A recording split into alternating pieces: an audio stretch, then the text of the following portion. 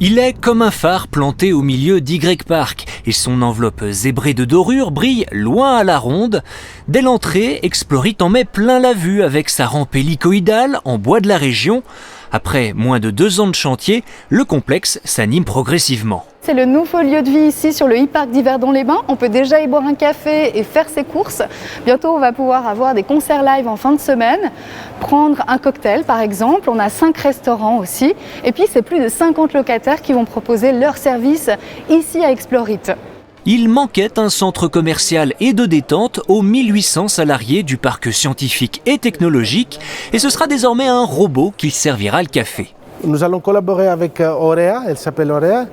Elle va faire des livraisons pour les tables et aussi pour les étages. C'est une première en Suisse et surtout pour Coffee Island. C'est la première fois qu'on collabore avec un robot. Les sciences et la découverte forment le noyau du concept Explorit. Un centre de loisirs familial, comme il en existe déjà à Zurich ou Bâle, occupe d'ailleurs la moitié du bâtiment. Jusqu'à 100 000 visiteurs par an pourraient en profiter. Il ne manque plus que le feu vert fédéral. Aujourd'hui, on est capable d'ouvrir, tout est prêt, on est prêt à accueillir notre public. On a 2 étages d'exposition, un étage pour les 0 à 6 ans qui s'appelle Kinder City. On est plus dans les choses de la nature, les animaux, les enfants pourront faire des petites expériences sensorielles. Et puis un étage pour les plus grands qui s'appelle Science City.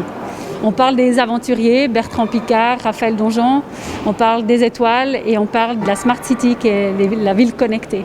L'édifice lui-même, d'un coût de 70 millions de francs, fonctionne en réseau et produit une partie de ses besoins énergétiques. C'est un bâtiment certifié Minergie-P avec donc un parc solaire microgrid qui est couplé à un arbre à vent et à des fleurs solaires et l'énergie qui est produite ici est redistribuée vers d'autres bâtiments du e-park. Les travaux de finition accusent 4 mois de retard.